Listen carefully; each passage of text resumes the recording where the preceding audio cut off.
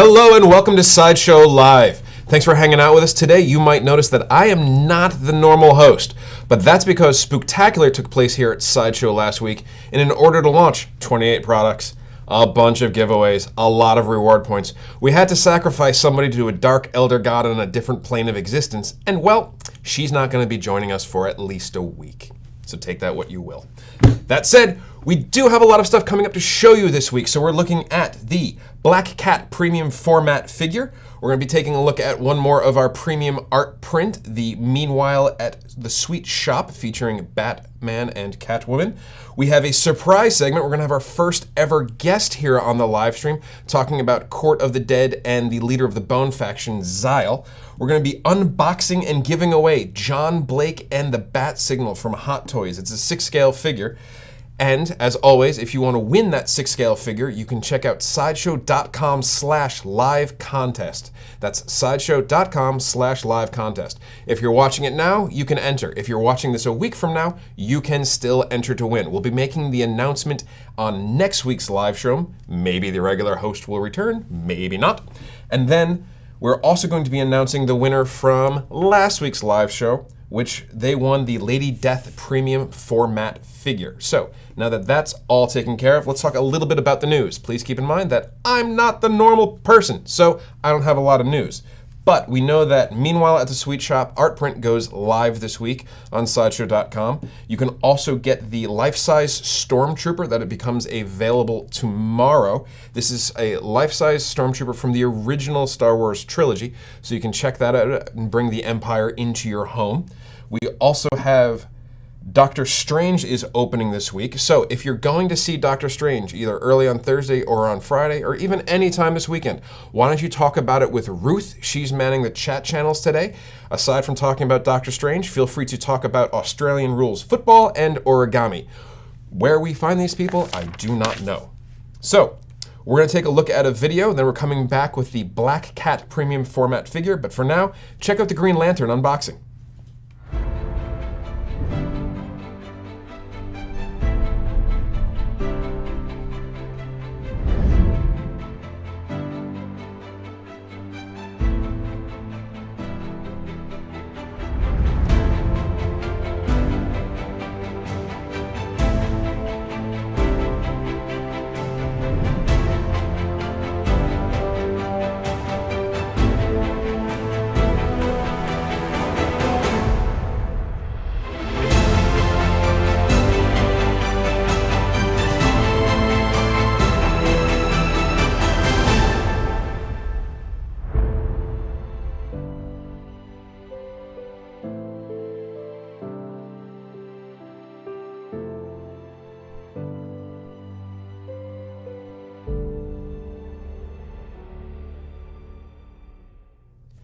Welcome back to Sideshow Live. You may have noticed that I have been joined here on the show with a gifted cat burglar by the name of Black Cat. This is one of our premium format figures. For those that don't know, the premium format line is generally a quarter scale line of statues that Sideshow produces. This Black Cat is known for stealing from the rich to give to the poor, and doing whatever it takes to remain close to her main squeeze and the only man that she's ever trusted, Spider-Man. So, despite hanging out with her, you might have a chance of exceptionally bad luck. Black Cat is the perfect companion who want a little bit of bad in their hero. She's not necessarily all good, but she's definitely not all bad either. This is crafted out of poly resin, and she's standing in at 22 inches tall, 14 inches wide, and 10 inches long. You'll notice at the base, much like all of the rest of our Spider-Man statues, there is an explosion coming off the base. All of these are designed to sit in close proximity within the collection, so you can tell a story with your figures and your statues. So, this is Black Cat. Her Sideshow exclusive accessory is a right hand that is holding a bag of jewels. To learn more about the Black Cat premium format figure, you can check out sideshow.com/blackcat. And now, we're gonna go back to another video break. We're gonna break out the premium art print. And this time you're gonna watch a video about the overall premium art print program that we have here at Sideshow, and we'll see you in a little bit.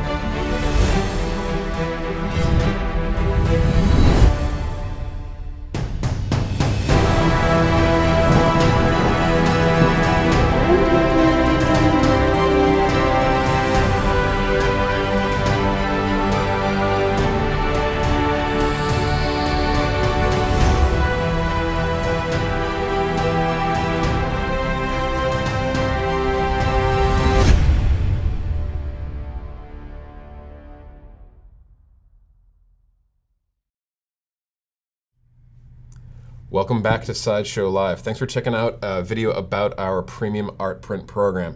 You might notice that I have one of the premium art prints here in my hand. This is Meanwhile at the Shop. This is a premium art print by noted and worldwide renowned pinup artist Olivia. She's been working with us for a little bit now. She's also the artist that is responsible for one of our other Catwoman art prints. Feel free to guess which one in the comments when you're talking with Ruth. This is a depiction of Julie Newmar as Catwoman and Adam West as Batman from the 1966 Batman series. This specific print is actually drawn from an episode by the name of Catwoman Goes to College. Now, Catwoman Goes to College actually had Julie Newmar's last appearance as Catwoman on the show as well. So this is kind of a very special moment. The piece itself is 18 by 18. It is available framed as well as unframed. Special note, the unframed version, and this is with many of Olivia's prints, have hand-torn edges that run around the entire side, so that's something that you're going to want to take note of. Also, it is worth noting that Olivia hand signs every single one of her prints, so if you're receiving this either framed or unframed, you are receiving a hand-signed original. Now, how many of them are there going to be out in the world? This is a limited run of 250. So when this comes up for sale, you're definitely going to want to get onto it if you are a Batman collector, a Catwoman collector, or a fan of the 1966 nostalgia. This was first seen at Olivia's booth at San Diego Comic-Con, and now we are super happy to be able to bring this into our premium art print program. The pre-order is available on November 10th, so keep an eye out for information about that. If you want more information, you're gonna have to check out sideshow.com/sweet shop. That's sideshow.com/sweet shop. Please note that shop is spelt S-H-O-P-P-E. Sideshow.com/sweet shop to take a look at this art print by pinup artist Olivia. Now, after this, we're going to show you another video regarding Death. He's master of the underworld, which is gonna get us ready to talk to our special guest this time, and a little bit more Court of the Dead, specifically one of the characters that is near and dear to many of us here at Sideshow. So stick around.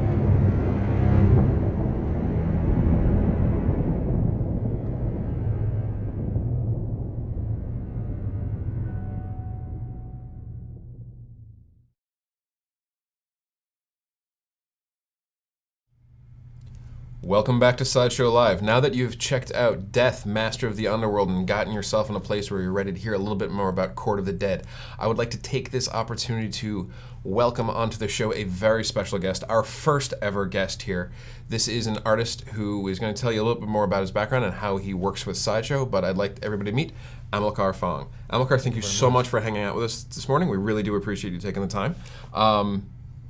Just to get people started and kind of familiar with who you are and how you work with Sideshow, what's your background and how did you first become involved with Sideshow? Well, thank you very much for having me here. My pleasure. It's a pleasure. I used to be a physical therapist, so that's before my work as an artist, concept artist for Sideshow. And my first job for Sideshow was creating and designing bases for Marvel and DC busts. But every time I had the chance, I designed that base with a little bit of my personal touch, which would be with a little bit more monstrosity, more creative, more explosive, if you want. So by the time Tom Gilliland, our director, wanted to start to develop the Court of the Dead, he saw the potential of my drawings and my ideas, and we started to work together on that. So that was the jump, the bridge. And since then, I've been helping them to develop the line. Okay, and so what was the first character that you created for the Court of the Dead? That would be the Red Death. Okay. The Red Death, yeah. So if you're not familiar with the Court of the Dead line, you should take a look. The Red Death premium format figure is still available on Sideshow.com right now. Now, in front of us, though, we have another one of your characters and creations. This is Zile. Mm-hmm. So why don't you tell me a little bit about what the inspiration that went into creating Zile? Well, Zile was created to as an embodiment of a rigid mind, military kind of character. Okay. So that's why she's the leader of a bone faction inside the Court of the Dead. So, but at the same time, it's a little bit of with a little bit of sense and touch of dignity, beauty, and in this case, what we're creating is a new line of bust in order to recreate some steps in the life of those characters inside the story. Okay, so for those that don't know, there are 3 factions within Court of the Dead. It's Bone, Flesh, and Spirit. Zile here is the leader of the Bone faction. It's a faction that's known for its structure and rigidity and its adherence to order and law. So you mentioned at the beginning that your background is originally in physical therapy, mm-hmm. and so working with anatomy and things like that. Is looking at her now, clearly you drawing inspiration from your past mm-hmm. throughout her? Mm-hmm. Yes, okay. Sure. Are there details within the Zile premium format figure that you think collectors and fans of the Court of the Dead would be interested in knowing about or learning about? Yeah, I think it's the basics of any design should be function.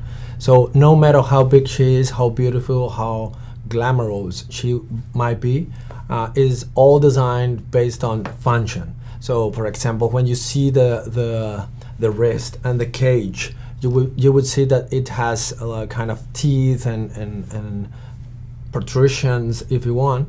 But all of it's created in order to make her be able to move, because we need to have to add a sense of movement and reality inside this magnificent and fantastic world, which is the Court of the Dead. So also we had the combinations of other materials, not just bone. We have metal, we have clothes, in order to make her more glamorous. So I think it's interesting how even the bone grows over the metal plates she has. So I think it's interesting. It was fun.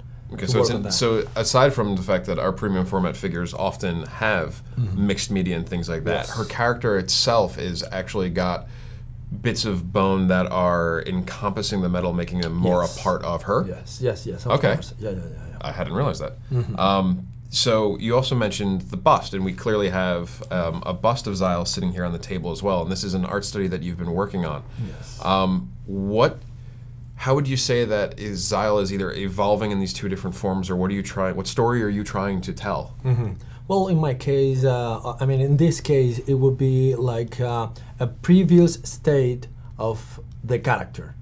With the statue, you will have her in all her glory. And in this case, in this bust, you still find her, she's trained, she's still fighting to try to become what she will be, the leader of the Bone faction. So in this case, we are talking about a youth, a more younger Zile. That's why you see the development of a face bone trying to cover her nature, which is also kind of like all characters inside the Court of the Dead, monstrosity, her monstrosity. And also now you cannot see it, but you can see even down here, down the chin, you can see more animal under jaw hidden in there. So Also talking about the function, you can see the neck, even when it is bone, is like growing.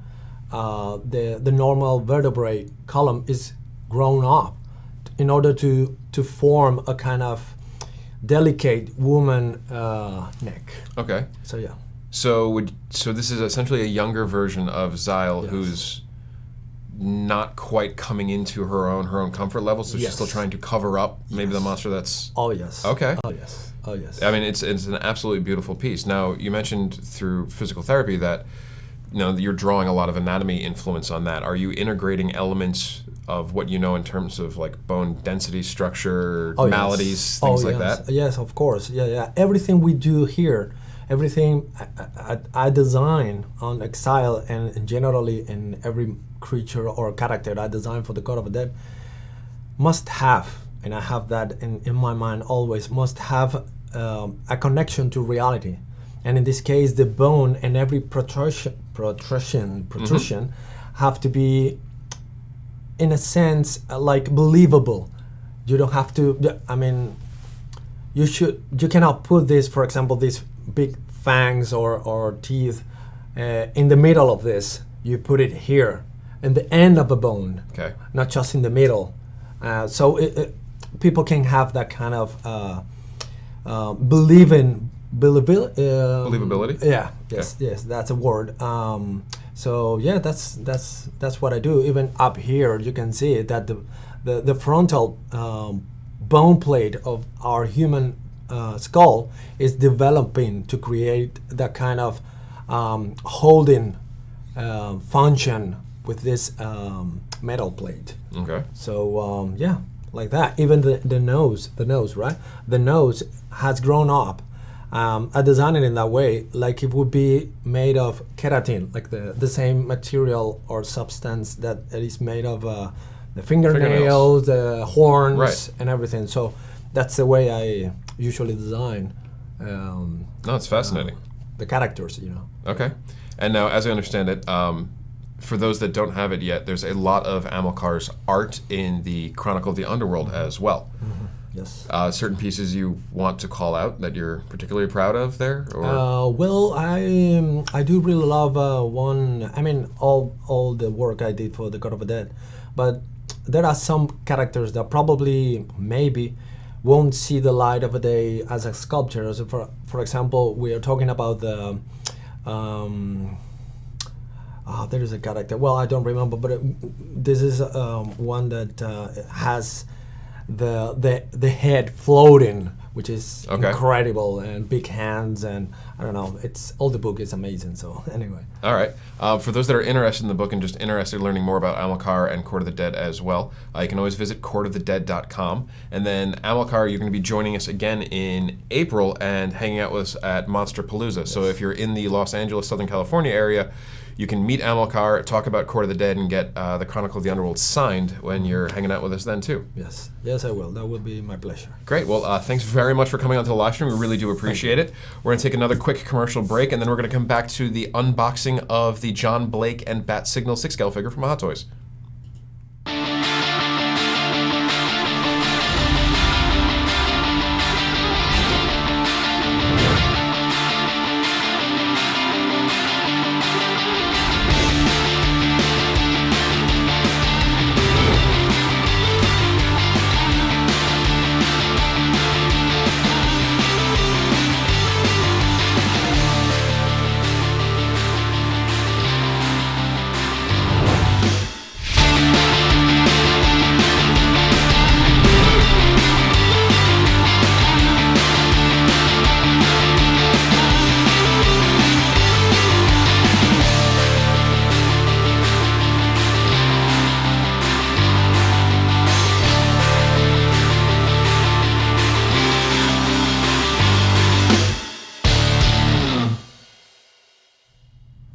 Welcome back to Sideshow Live. If you're just joining in, you missed out on a conversation with Amilcar Fong, but you can always check this out again when it is reloaded to Facebook.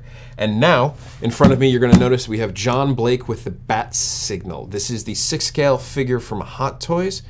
We are going to give one away. You could visit it at sideshow.com/live contest, and I'm going to do an unboxing of it. If you're new to the live stream, I don't normally do these, so this is going to be hilarious for all parties. I don't know if this is going to be like a hashtag Doomelf situation, but we're going to try. So, first taking a look, we've got some artwork up on the box. It's beautiful as always what they do for Hot Toys. They integrate scenes from the movie, in particular, The Dark Knight Rises. So we're going to open this up.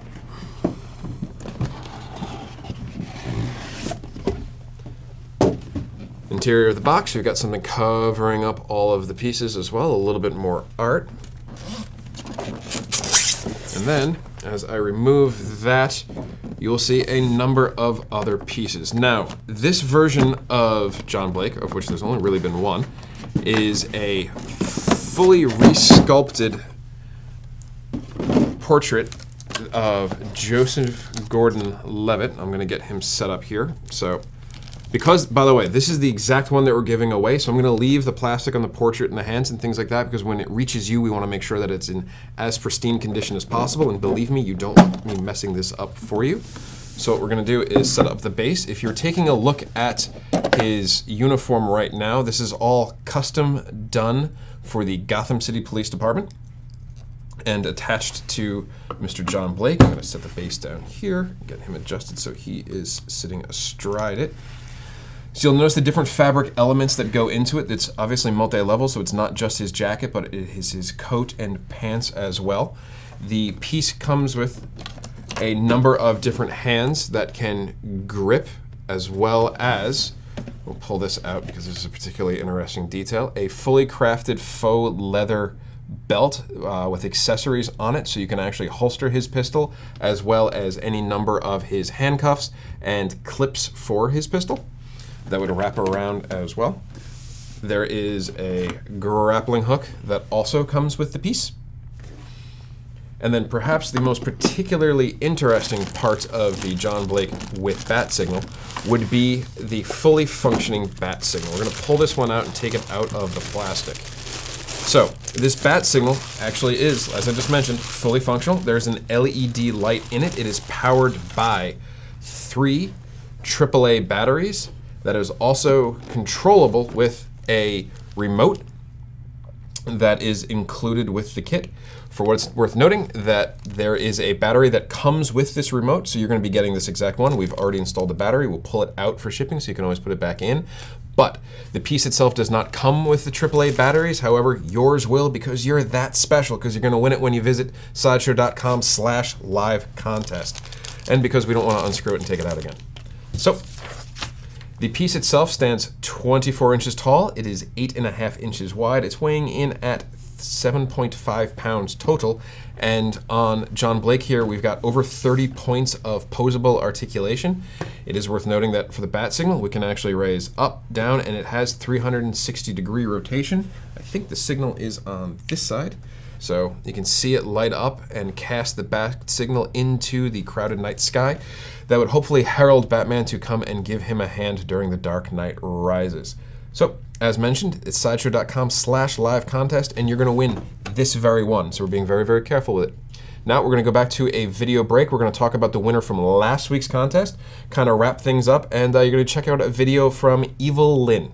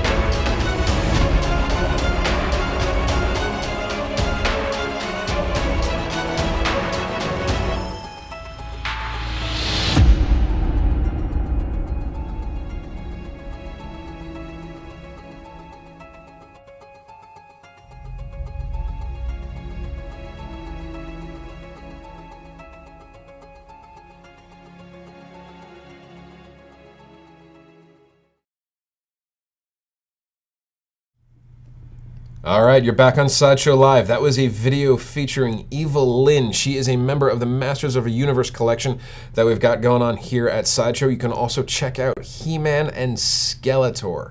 So they're well worth checking out for those nostalgia fans of the 80s. Now, for the moment that you've, or at least some of you have all been waiting for, we have the giveaway winner from our Lady Death premium format figure from last week. So big congratulations to Chad Boyd from the US.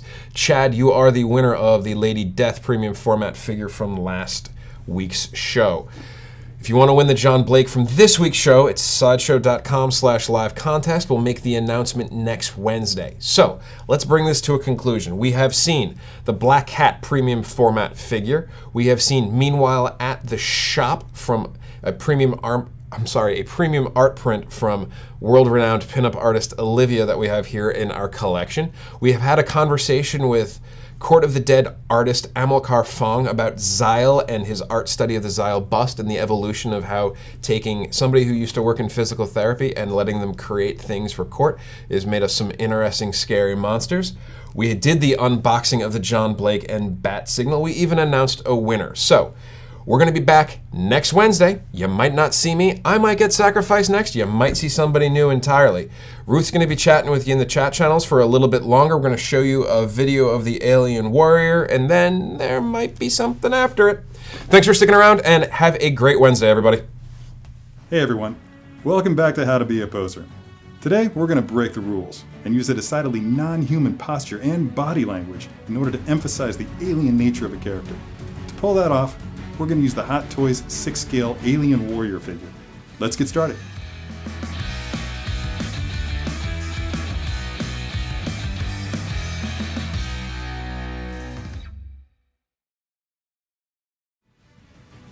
Here it is, the highly anticipated Alien Warrior figure from Hot Toys. Look at the size of this thing, it is huge. Using my hands as a comparison, this thing is just massive and it's true 6 scale. Looking forward to seeing what I can do with this thing. Let's go. Okay, this guy looks fantastic. What I recommend is, before you do anything with him, do a quick test, because look at this figure. This is essentially a rubberized suit over a really skinny body. So the first thing you're going to want to do is test the body's limitations. How can it move? How far can it move? Which directions can it bend? Now, the instructions that come with the figure are very specific when they suggest that you do not bend the arms more than 90 degrees. Don't raise his arms more than 30 degrees, and you can actually feel the limit once you've reached it right there. The nice thing though is you have a torso twist. And of course the tail is, we'll call it prehensile, but it's flexible. Okay, what I'm doing here is experimenting to see just how far I can safely spread these feet apart. Typically with a human figure, we want to limit our stances to no more than shoulder width apart, otherwise it starts to look awkward unless you're going for a really serious action pose. Now, when you're messing with this tail, if you try to bend the tail just like this, then once it collides with the arm and you let it go, then it's going to drop back. So your best bet in that case is to start at the base of the spine and work that flex along the length of the tail until you get a nice natural curve there. And then from there you can twist it, bring it up. Maybe take it here and straighten it just a touch so you get more loft. And that leaves you with the impression that that tail is just about to come at you. Typically when I'm posing a human figure, what I like to do is have this section of the leg and this section with the leg and the knee aligned with the foot. Because we're dealing with an alien here, I'm fine with breaking that line and just making it look unnatural. Okay, so back here, underneath his head, is a lever that slides forward in order to get that mandible to extend. I had to put a significant amount of pressure onto this thing in order to get it all the way forward and drop down and lock the first time. Once that's done, all you have to do to retract it is push in, and it pops right back in just like that. The instruction sheet recommends that you not leave it this way over time because of the soft material that they use here for the 2 bits of flesh that are attaching the jaws together. If you leave it open for a significant amount of time, my guess is that will remain stretched so that when you press this down, these things will hang loose. If you use this exact same pose for a human, it would look positively unnatural. You probably wouldn't be terribly happy with the results. But because of what we're dealing with here, because the type of creature that we're dealing with here, it is believable from pretty much any angle. Yeah, I'm pretty content with that. These creatures are horrifying. And as I look at this, that impression of just fear, terror, comes rushing back to me. The virtue of a figure like this is that it compels you to draw upon unexplored avenues of creativity and more inventive ways of creating a convincing character on your shelf. This is amazing.